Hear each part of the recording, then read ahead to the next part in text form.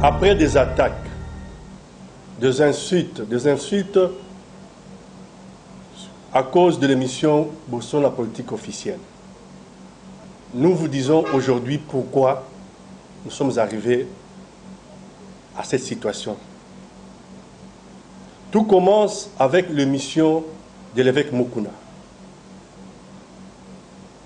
Pendant que l'émission passait sur antenne, en direct, les services de renseignement, de sécurité,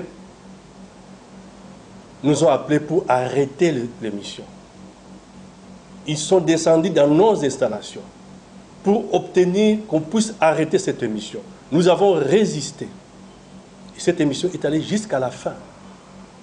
Après l'émission, nous avons dit au présentateur de l'émission combien il nous mettait mal à l'aise et combien ça créait des problèmes.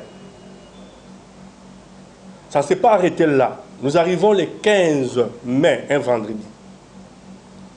Le jour où on a reçu M. Ibrahim Kabila. C'est lui qui se présente comme le fils de Kabila.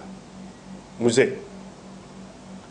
Le matin de ce vendredi, avant même l'arrivée de l'invité, Congo est envahi par des hommes en civil lourdement armés, des armes de guerre. Le personnel est terrorisé. Ces gens vont prendre le complexe Chabani sous contrôle. Et ces gens vont se présenter chez le présentateur de l'émission. Ils vont parler longuement avec lui. Donc ce sont des gens qui le connaissaient avant. Et l'invité va arriver.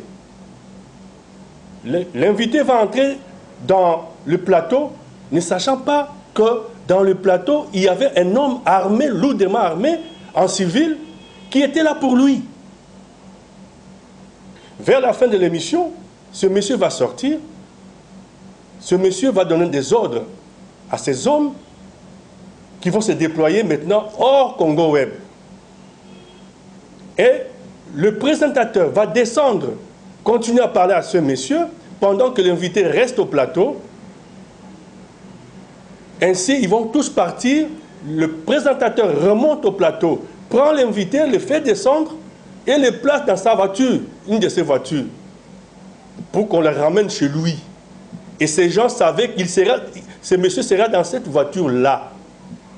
On va l'arrêter loin du Congo Web. Ça a dérangé.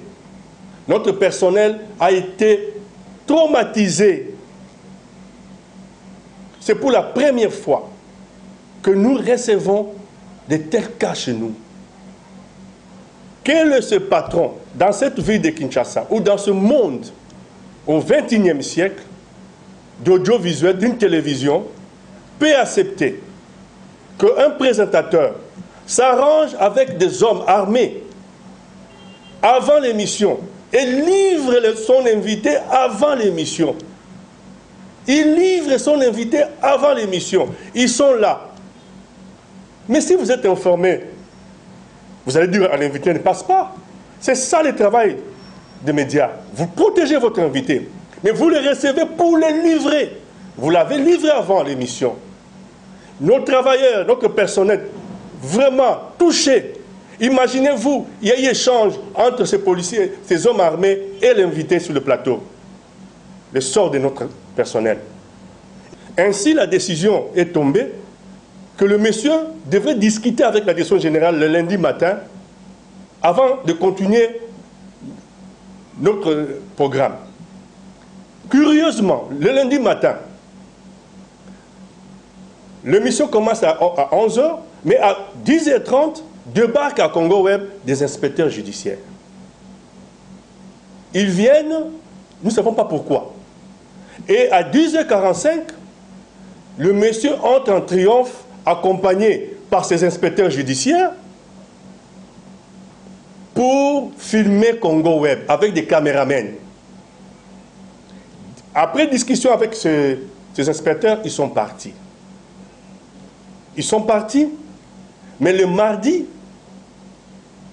le monsieur, le présentateur, tient un point de presse où Il a traité le patron de Congo Web de tous les mots, M. Chabani. Des jaloux et autres. Pourquoi? Parce qu'il a acheté des voitures et il a des bureaux. Mais ce qu'il n'a pas dit aux gens, que ces bureaux-là sont dans nos installations. Ce bureau-là, il n'a même pas un contrat. Même pas de garantie locative. Je passe. Le même mardi, nous recevons des invitations qui nous viennent du brigade criminelle de Kinshasa-Gombe. Et cette invitation date du 5 mai. Du 5 mai 2020. Ça fait combien de temps? 2 semaines avant le 18. Il y avait déjà un document contre Congo Web. Et vous voulez qu'on continue avec cette émission? M. Chabani fera son droit de réponse dans l'émission sur YouTube de Botswana Politique Officielle. Son nom a été cité là-bas, plus d'une fois.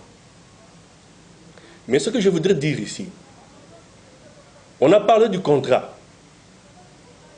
Nous avons ces contrats. Nous allons rendre public ces contrats pour que les professionnels d'audiovisuel, pour que les professionnels de droit puissent nous dire réellement le contenu de ces contrats. Qui a droit à quoi et qui doit à qui dans ces contrats.